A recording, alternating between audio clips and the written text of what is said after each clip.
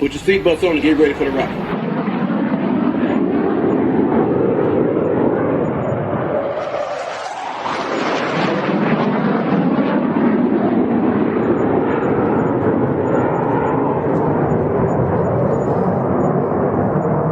We're the freaking New York Jets, so we're built for this shit.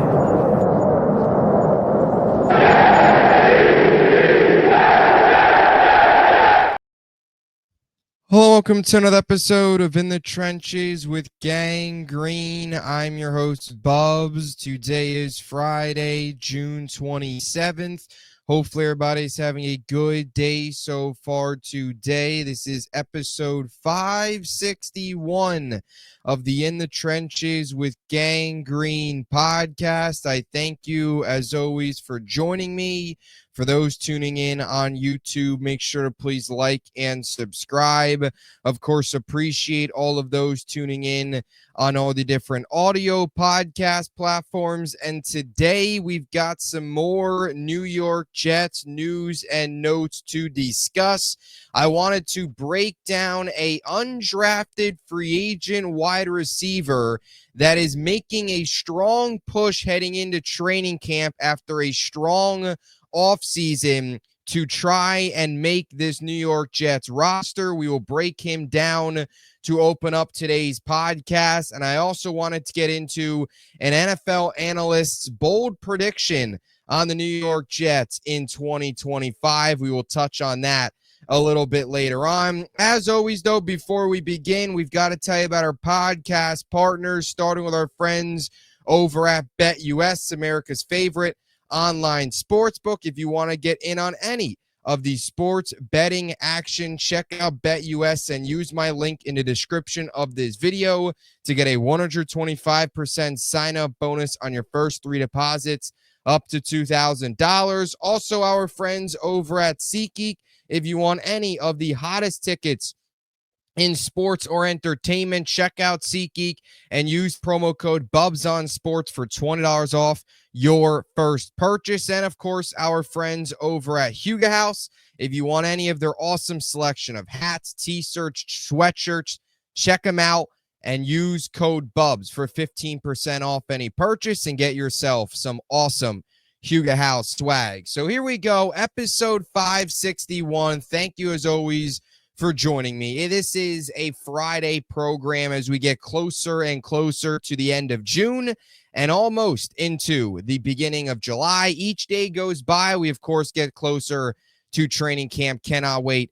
As always, appreciate you all tuning in here on another In the Trenches with Gang Green program. I wanted to start today. We'll get to an NFL analyst bold prediction for the Jets in 2025 a little bit later on, but I wanted to get into today on a New York Jets UDFA wide receiver who has been recognized now by a couple reporters from the Jets and has gained some steam. We talked about him a little bit during minicamp. I actually wrote an article on him a couple days ago that you can check out on the Jet Press. Link to all my articles are down below. But when you break down the New York Jets wide receiver room right now, and specifically the final spot in that wide receiver room, assuming the Jets, let's say, keep 6 receivers, Jamaal Pritchett out of South Alabama is a name to keep an eye on here entering training camp after what was a strong spring during both minicamp and OTAs. And I want to reference here an article from Rich Cimini it was an article on Malachi Corley, which we talked about earlier in the week. But in the article, he referenced Jamaal Pritchett as someone who stood out and impressed the Jets. Zach Rosenblatt is also someone who was at those practices that noted a couple weeks ago that Pritchett impressed. Now, I want to get to the Cimini article here. Here is what he had to say. Quote, after Garrett Wilson, the Jets' receiving corps is relatively wide open and competitive. The next tiers consist of Josh Reynolds, Alan Lazard, Xavier Gibson, and Tyler Johnson. With Corley and 4th-round pick Arian Smith in the next group, Jamaal Pritchett, an undrafted rookie from South Alabama, impressed in the spring and could push for a spot. Typically, a team keeps 5 or 6 receivers on its 53-man roster. So that was Cimini clearly noting there Pritchett impressed? And this, of course, was in the article on Malachi Corley. And I think this is interesting because, right, there's a couple questions with the New York Jets entering training camp from a roster standpoint. And one of the biggest questions is who is going to emerge next to Garrett Wilson? Who is going to emerge behind Garrett Wilson, right? What are you going to get out of Josh Reynolds, who seems to be the front runner for that wide receiver 2 spot? Is Allen Lazard even going to be on the roster? For the sake of this argument, let's say he is. But what is his role going to be? How effective is Allen Lazard going to be? Then you have a bunch of question marks in your rookie in Arian Smith, who is a track star, excellent speed, but needs to improve in just about every other area of his game. What are you actually going to get out of Arian Smith in year number 1, especially early in the season? Maybe later in the year, you'll get more out of him, but what exactly are you going to get out of him in the first month or two of the season as a day 3 pick with a lot to work on, right? Tyler Johnson, a veteran. And I know they signed him and they obviously see something in him, but still a guy who hasn't done a ton so far in his career. And then you get into your Xavier Gibsons of the world, your Malachi Corleys of the world, and Jamaal Pritchett. And I think when you look at this Jets roster right now, as Samini mentioned, majority of the time, right, you see teams keep 5 or 6 receivers. Mostly it's 6 receivers. We did see the Jets 2 years ago keep 7 when Gibson and Jason Brownlee both make the roster. But assuming the Jets keep 6 receivers, you're looking at your locks probably right now are obviously Garrett Wilson, Josh Reynolds, Allen Lazard, and I would also say Tyler Johnson and Arian Smith are 5 guys that will make this roster. I know maybe some feel like Tyler Johnson could be on the bubble if, let's say, Corley has a great camp, Pritchett has a great camp, whatever.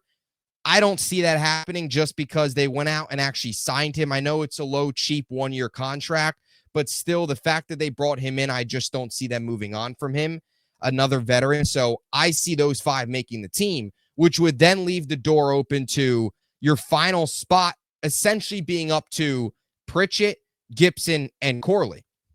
And what I think Pritchett actually has and why he's a name to keep an eye on is his special teams ability. I think is something that the Jets have already mentioned they like. Multiple reports have now indicated they're impressed with, right, Pritchett.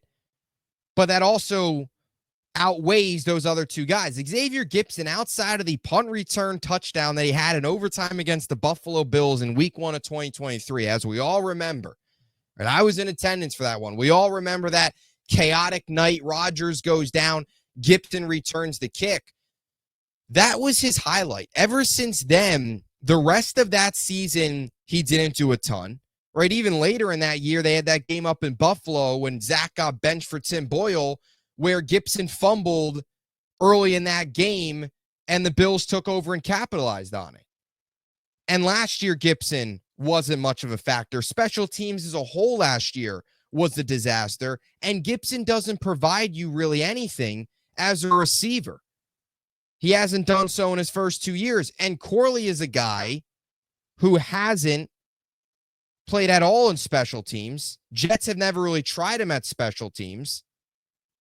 And I know a lot of people look at Malachi Corley and say, oh, they just drafted him, 3rd-round pick last year. You can't cut him in year number 2. That was a different regime. This regime has no ties to Malachi Corley. They did not make that pick. It would be a different story if Joe Douglas and Robert Saleh were still here and not wanting to move on from one of their own just year number 2. But Aaron Glenn and Darren Muji were not here for that pick. So Corley is just like anybody else on this team, essentially. Right? If anything, Pritchett's a guy that they took in terms of an undrafted free agent rookie that maybe they believe in. And I think Pritchett has that upper leg, and they need a new punt returner. They need to figure it out. Gibson's not your long-term plan, and Corley doesn't play a role. And if Gibson's not going to provide much as a receiver, Pritchett's going to be better on special teams. That could be his path. Now, when you look at Pritchett's numbers last year, receiving-wise, it was a very successful season. 91 receptions, 1,127 yards, 12.4 yards per reception, and 9 touchdowns. Receptions, yards, and touchdowns were all career highs. His 9 touchdowns tied a single-season school record at South Alabama. He also led the Sun Belt Conference in both receptions and yards.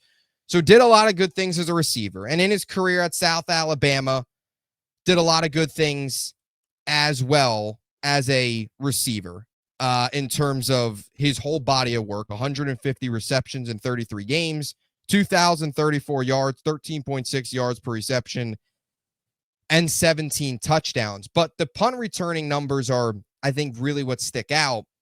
Last season, 12 punt returns for 183 yards. He primarily turned into that punt returning role last year. 12 punt returns, 183 yards, and a touchdown. 62 was his longest punt return of the year last year. In his career, he received 17 punts for 250 yards and a touchdown. He's only returned 2 kick returns. Not that that's going to factor much into the Jets, because I think you assume the Jets' kick returner this year is Kene Nwangu, who, of course, had that kick return last year against Seattle. Jets brought him back. I think he's a name to look from a kick returning standpoint. So when you look at Pritchett, had a good spring, both OTAs and minicamp. When you're looking at that final wide receiver spot, you don't just want that final spot just to be somebody that's essentially dead weight, where they're just on the roster but not playing a role. And I know special teams isn't the flashy thing that everybody always wants to talk about, but it's a big deal. And it's especially a big deal when you look at how bad the Jets special teams was last year. I always say it. Special teams is one of those things that you don't fully appreciate it until you don't have it, right?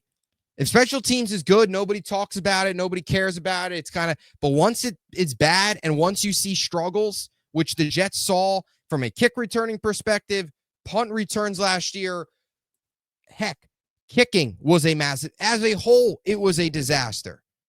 And you don't fully realize how good you have it until you don't have it anymore. From a special teams perspective, Pritchett's got some upside. And we've already heard Glenn talk about the special teams aspect. We've already heard Chris Banjo talk about it. Heck, Arian Smith's somebody that they feel has flashed a little bit here as a punt returner as well. Maybe he's somebody to throw into this as a special teams piece, right? The rookie, the speedster out of Georgia. So the point I'm trying to make here is Pritchett's a name to watch. He's already impressed. And Gibson, it just feels like his time has worn out. The punt returning has gotten significantly worse since that opening night in 2023.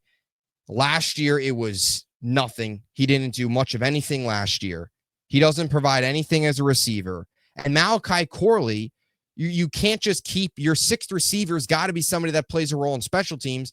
Where Pritchett could have the leg up on Corley is you're not just going to keep a 6th receiver who doesn't play on special teams. Corley, for whatever reason, doesn't provide any special teams value so far. And if Pritchett does, you give him the upper hand there. So there's a path here for Jamaal Pritchett to make this team. And I know it always seems unlikely as a UDFA to make the Jets, and I know it's a new regime, so a little bit different, but the last 2 years, we've seen 5 undrafted free agents make this team, at least 5 notable ones. Right, you go back 2 years ago, Xavier Gipson and Jason Brownlee both made the Jets. That was, of course, the feel-good story on Hard Knocks, if we all remember. Right, back in 2023, the summer of Rodgers. The peak of the Rodgers era, as I like to call it, because we all know it came crashing and burning down in week number 1 against the Bills.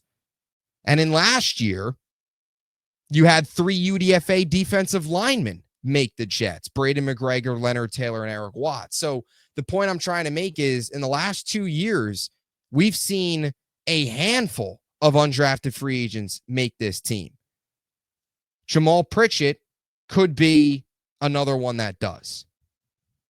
And that's your best way to make the team as a late draft pick, UDFA, play a role, is find a way to make an impact on special teams. And Pritchett was able to do that last year at South Alabama. And so far has flashed a bit as a receiver, but more importantly, the special teams role has been noticed by the Jets and something to keep an eye on heading into camp when looking at that final wide receiver spot. So that's the Jamaal Pritchett stuff. I'll also just go back to this, right? The whole thing with Denzel Mims, going back in time a little bit here just a couple years ago, the biggest issue with Mims was he never played a role in special teams, right? You don't always have to be the best receiver to make the team. If you're not going to be the best receiver, got to play a role in special teams. That was always the biggest issue with Mims. He didn't live up to the hype as a receiver. Obviously, there was other issues as well, but he also never played on special teams. Now, you have special teams value, there's going to be a potential role for you. And Pritchett is in that conversation right now. And you got to keep your eye on him as somebody that can make this roster as a little bit of a surprise. Now, I wanted to get into another thing here as well today as we get to the second part of today's program.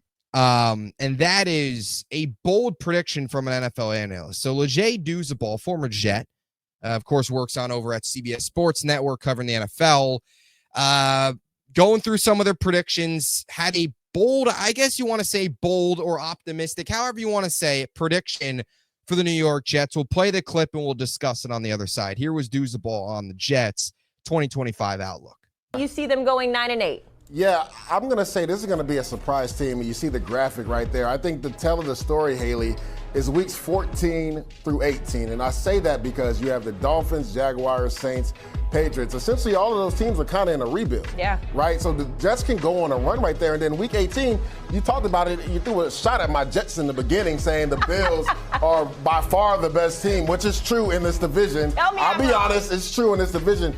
They could be resting all their starters in week 18. So you got to think the Jets could go on a real run weeks 14 through 18 and make a run at potentially a wild card at 9-8. Aaron Glenn talked about the culture, and for him, that starts with the players. He's trying to change the culture there. They have a real opportunity to change things around in New York. I have them going 9-8 this year. So that was Douzabal on the Jets. 9-8 was his record. And the reason I guess I labeled as bold or optimistic is I just think most of the fan base is not in that frame of mind. I don't think most Jet fans right now, myself included, are predicting this team to win 9 games, heck, even win 10 games and make the playoffs, while your heart and everything like that tells you squeak into the playoffs, win 9, 10 games, right? I think all of us, myself included, I see him at 7 wins. Some people are really down on the team, right? We've talked about some analysts and even just some fans. 3-4 wins. I don't think the Jets are that bad. I don't think they're worse than they were last year, especially when you take into account hopefully a better coaching staff. And I've said this many times, even if Glenn is just average, he is better than what we got last year. I think they're a 7-win team. But look, if there's something I can sign off on this, I would sign off on 9-8 any day of the week for this season, because that's going to give you a shot to make the playoffs. It's going to give you a winning season. That's a massive first step in the right direction for this New York Jets team. And I do think Douzabal, just from the schedule perspective, and I'll kind of get into the other things, with the Jets here and 9-8 and how they can get there, and just overall with this team and where I'm at with them. Yeah, I think he does make a good point with the schedule. We've talked a lot about the Jets' first 8 games of the season before that week 9 bye week as your toughest part. But first, especially the first couple games, right? You open up with the Steelers, who now have Rodgers, which is obviously an upgrade over what they were going to throw out there prior to that. But not even just that. Mike Tomlin, AFC North, that's a team going to come out, going to be ready to go, well-coached team, not going to be easy. AFC North never is. Then you have Buffalo, 2 teams that were in the playoffs last year. You do play Buffalo close at home, but it's still the Bills. They're a team that are one of the Super Bowl favorites. MVP and Josh Allen, we all know what the Bills bring. We don't have to break down what the Bills bring to the table. Then you go to Tampa, playoff team on the road. Miami, I know they've kind of regressed, and they've sort of plateaued at the same time, haven't done a whole lot, have gotten a little worse. Still, though, it is a road game against a divisional opponent on a Monday night. Those are never easy. Then you go to Dallas, or then you host Dallas, rather. Still a tough matchup. Dak, Pickens, CeeDee Lamb. Then Denver, Carolina, Cincy. Denver will be tough. Cincy will be tough. Carolina is winnable. That's kind of a toss-up, I think, winnable. We've talked a lot about those first 8 games before that bye week, where if you can get out of those first 8 games 3-5, right around there, you put yourself in a situation, and I know this is way in advance. We're talking about this right now on Friday, June 27th. Right? This is way in advance. But you put yourself in a situation here where you can make a run late in the season. And I've talked about this a couple times. You can make a run here later in the year where you can find yourself fighting for that final playoff spot, getting yourself to those 7, 8, 9 wins, ending the season strong, building that momentum, because we did actually see the Lions do that a couple years ago where they started out really slow, then finished really strong, finished 9 and 8, and the next year they were in the playoffs. When you look at that second half schedule, you get teams like Cleveland, you get teams like New England, Atlanta, Miami at home. I think you split against Miami. You also get New England at home. I think there's a very good chance you split with New England. So you take one of those games. Jacksonville, New Orleans, much more winnable games on paper right now than your first 8 games. So you get out of there around that 500 mark, you can definitely open up the door for a late season surge where you can make some noise and do some damage and make a late push, right? And look, that was the case. I just don't see it happening. But it still isn't crazy to me to see this team.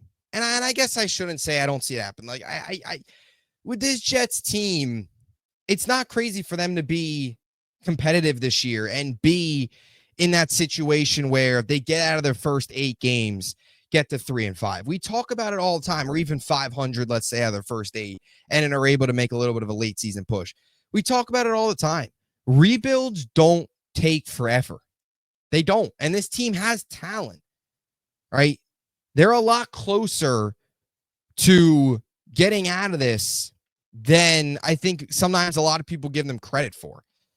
We don't know what this coaching staff is 100%, but a lot of people, they're not a 3-4 win team. This is a team that can win 7 games, can get to 8 wins, can be much more competitive, can be in a lot more of these games, can hopefully actually build an identity and believe in their coach and have a leader at coach and have a legitimate coaching staff as well. That's important because they got talent on this team. All right, Breece Hall, Garrett Wilson, there is talent on this team. You've got an offensive line. How many teams in the NFL are terrible with what should be a top 12 to top 10 offensive line in football? If this is a team that actually embodies a true identity of nastiness, that physicality, that toughness, all those things that Detroit embodies and Glenn wants to bring, why can't they be in the mix late in the year with a run-first offense, with a legitimate identity, winning in the trenches, which they haven't been able to do? Getting a decent year out of Justin Fields. Who knows? Maybe you stumble into your long-term quarterback. Defensively, having a bounce back. That's one of the biggest things. You've also got talent on defense as well.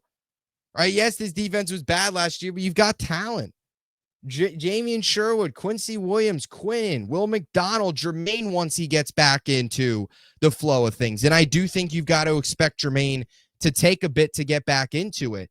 But he's a name that hopefully can get fully back to himself pretty early on. Sauce Gardner is still a stud of a cornerback. Michael Carter, healthy this year. You have some questions about Brandon Stevens, no doubt. Maybe about Tony Adams and the rest of that safety room. Right. Cisco, solid young piece. Malachi Moore, what his role? Does he step in for Tony Adams? Does A.Z. Thomas at all take over for Stevens? But all in all, though, the front of that secondary with your nickel and Michael Carter and Sauce Gardner as your number 1, those are 2 legit players. And you've also got a defensive coordinator, Steve Wilkes, whose experience been around and does a very good job. And embodying a little bit more of that schematically fits more of what guys like Sauce and things like that do well, which is that man press coverage. You're going to see a little bit more blitzing, right? Not just rush 4, pin your ears back and try and get home, which we've seen this Jets team do time and time again. So I'll say this about this Jets team. I think they're closer to a 9-8 record this year. I think they'll go 7-10. I think they're closer than a 9-8 record this year than they are to, especially if they can weather that early storm and make a late season push, than they are to a 3-4 win team. I've never bought into the people saying they're going to win 3 games or win 4 games. I just don't buy into that. I don't think they're worse than they were last year. You realize how bad the Jets were coached last year? This year, we don't know what Aaron Glenn's going to be. We don't. And we have to see what this team does when they handle adversity. And that's really one of the biggest questions. But hoping that they can build an identity with the talent they have, because they have talent, this team can hopefully win some games, be competitive, be in the mix. We want to see that. So that's my take on Lejay Duzaball's bold take on the New York Jets, and just where he stands with them at 9-8. Let me know what you think. Do you think the Jets are going 9-8? I don't. I think they're 7-10. I think they're in that range. But is there a possibility they can try and get to that 9-8? Sure. Why can't they? We're sick and tired of losing. Go out there and have a winning season for once. See what they can do. So those are my thoughts there. Let me know what you think in the comments section down below on Jamal Pritchett's chances of making the Jets roster. Do you think he will make the team? Let me know what you think down below and your thoughts on Lejay Duzaball's Jets record prediction. Appreciate the support as always. We'll be back with a lot more content coming your way. Until next time, JETS. Jets, Jets, Jets.